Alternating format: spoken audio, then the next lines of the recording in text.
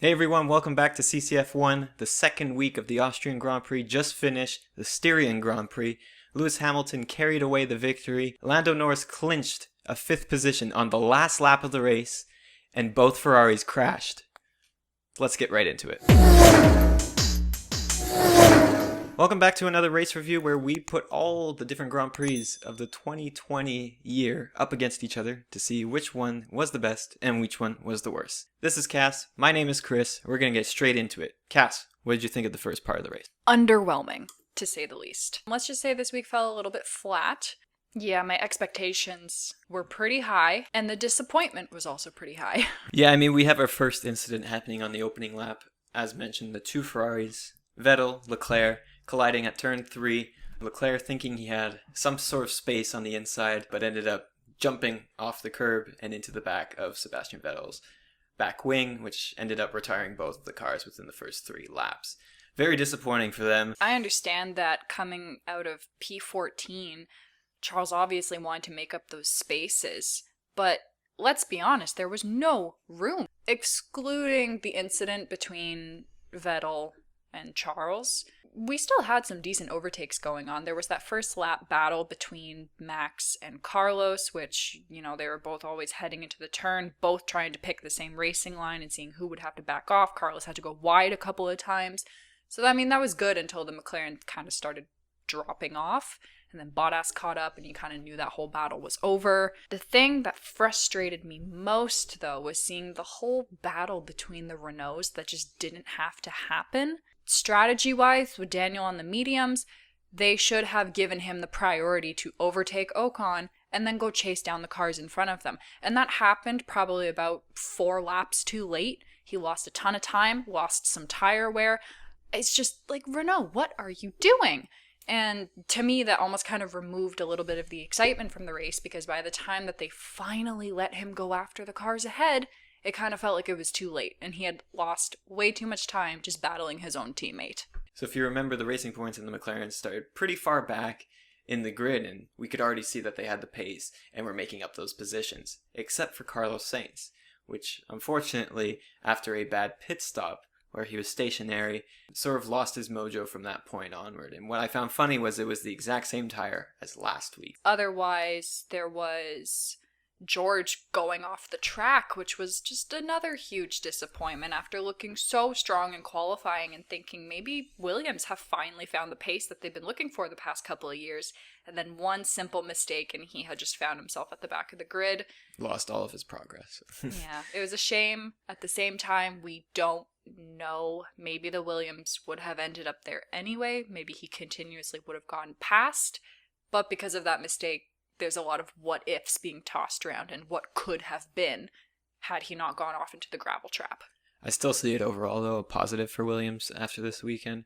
Although they weren't as close to scoring points this time, both cars finished, and their qualifying results were just great. Speaking of not so great, Renault back at it again with the reliability issues. Last week it was Daniel, this week it's Esteban. And they always come out of nowhere. Yeah, just I think the team had said that they had reported a potential cooling issue with the car, so they retired him as a precaution. Shame, because it would have been nice for the team to get double points finishes. And on that same note, when you're looking at the Constructors' Championship standings, Renault is right behind Ferrari, and already in that race, both Ferraris were out. So this was almost like free points for them if they could just keep the cars going the whole length of the race. And you have AlphaTauri behind them by 1 point. Everyone was either doing a medium to soft strategy or soft to medium. And meanwhile, Gasly's over here going between soft, hard, back to soft. And it's like, what was the strategist What was the thinking? point of putting on those hards? What was the purpose? Did they bring out the wrong tire by accident and then say, we'll make it work? So since there was so much more racing than last week, I gave the first half of this race a 7 in terms of the racing. My excitement wasn't overly there because it was mostly just passing and maybe a few wheel-to-wheel action, so I gave it more of a 5 on excitement. But in terms of the drama just from the first lap and then pit stop issues, I gave the drama a 6 for the first half. I, on the other hand, was a little bit harsher. In terms of excitement, it was really low for me. I put it at a 3 because, frankly, The overtakes were happening exactly where I expected them to. Most of the battles finished pretty quickly. So I still put the racing at like a 6 because it was better than last week. It was just predictable. But I did appreciate the fact that we were seeing more strategic moves and people actually dive bombing. Would you say there was more quantity or quality of overtakes? Quantity. There you go. That's why I put it at a 6. Then drama, maybe I've put this a little bit too low. I put out a 5 just because the biggest drama moment happened on the first lap, and then everything after that was like, okay, all right, Ocon retired. Disappointments, yeah. Yeah, Ocon retired. Saints, trouble in the pits. Russell off the road. Yeah. Let's look forward into the last 35 laps of the race. There was a lot of midfield battles going on. The positions kept switching between McLarens and the racing points once again. What I really liked about the racing in this point was it kept shifting between the two teams in the different positions all throughout multiple laps, not just one simple overtake. Overall, that's why I'm already saying I gave racing a 9 for the second half. Okay, wow. I gave it a 7. Well, maybe I can adapt mine. For me, the reason I put it at 7 is also because of the quality that we got. The racing points, first it was against each other, and then Perez just overtake after overtake after overtake, and sometimes, like, he's making them stick in places that you didn't think could actually happen. So that really impressed me. Lando, though, oh my god, that last lap. And that's why I bumped it up probably from an 8 to a 9, was just the last lap action of underdog coming out of nowhere. So the majority of the focus was on the midfield battles, as it should have been. We were seeing some incredible racing from them, and I think it's great that the directors, cameramen focused more on the midfield battles than just showing Lewis being 15 seconds ahead of the rest of the field. That being said, the drama between Bottas and Max, and Bottas hunting him down, and they're right behind each other, and then Bottas pulls the overtake, and you just think that Max was kind of there like a sitting duck letting it happen. But no, he fights back, and it's back and forth, and then Bottas makes it stick a lap later. But regardless. Just for a few turns, it was still like, does he still have the pace to hold on to this or not? And where did he just all of a sudden get this energy in the car? Especially the fact that Max was able to pull off that defensive move on tires that were just no longer there for him. Really impressive. He went to pit towards the end just to try and get the fastest lap, and that didn't end up doing anything for him. No, he pretty much had enough distance between himself and Albon that he could get a free pit stop, get on the new tires, try to pull off the fastest lap, and then Carlos is like, let me have a turn. And he pulls that off, and that was basically his best moment of the race because not a great day for him. But you have to give it to the McLaren team in terms of the timing of their decision, because before Norris was behind Sainz, they were sort of racing it off, and then the team radio comes in to give the position to Norris so that he can start chasing since he has better tires.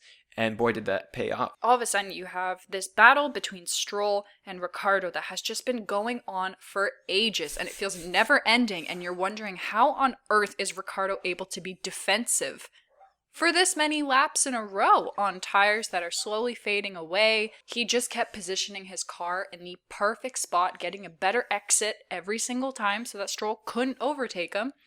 And then he just went for it, lunged at him. Daniel couldn't defend, kind of had to back off. Norris, all of a sudden, he's overtaking Ricciardo, then he's overtaking Stroll. In terms of those last lap overtakes, that just brought the drama up. It brought my excitement up. It was pure hard racing. And then at the very end, Perez struggling from his slight collision with Albon a few laps earlier. Honestly, lucky he didn't walk away with more damage. I'm happy they didn't have to retire Perez's car after the race when he started all the way in the back. And what's interesting is we're still stuck here waiting for Racing Point to dominate. They dominated FP1 and FP2. Pretty much the pink Mercedes is what they're defining it as. But it's still not proving to be fast or as fast as the Red Bulls this season. So that being said, what did we score the second half of this race? I gave the excitement of the second half a 6, most likely just 1 up on the first half because of that last sort of few laps between the midfield as we were just describing. And in terms of drama, nothing too chaotic happened, which is why I gave so many points to the racing once again, which was a 9. So we're looking at excitement 6, racing 9, and there wasn't too much drama, so I only gave that a 5. We almost have the exact same scores. I also gave excitement a 6, entirely because of the last laps. Racing, I said earlier, I gave it a 7, and then drama, I also rated it a 5 because, yeah, it was the last lap that entirely came down to, and that was probably the first time all race that I was like, oh my god, like, my heart is pumping, what is happening? So, by the end of the race, you have Lewis Hamilton getting his first win of the 2020 season, bringing that gap in the Drivers' Championship down to 6 points. Bottas clinching a second place, which was super important for Bottas in terms of the Driver Championship. And holding on to that first place. Then you have Max Verstappen, who finishes 3rd place. Still pretty disappointing versus his previous races in Austria, but still finally getting some points on the board. So my overall scores from the first half of the race, it equaled out to a 4.5. Okay. Second half of the race, it equaled out to a 6. So when you put my two scores together, it gives you 5.25. I'll round that up to a 5.5. On my side, you have pretty much a consistent 6 throughout the entire race.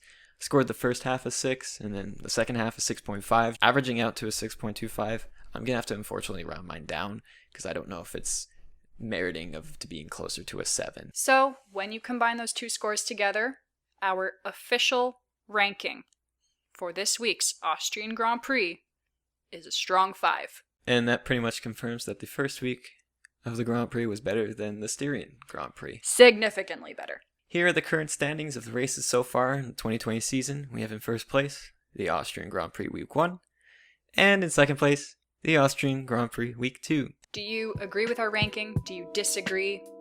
Whatever you feel, tell us in the comments below. Don't forget to subscribe to our channel. Make sure to tune in next week where we review the Hungarian Grand Prix. Where will it compare? Also, make sure to check out our socials. I live tweet the entire race, so join along. Also, follow us on Instagram. We post up-to-date graphics and results. That's going to conclude it for this week's race review. If you missed last week's race review, check it out right here. Social media links are down below. We will see you here again next week for another race review. The Hungarian Grand Prix is up next.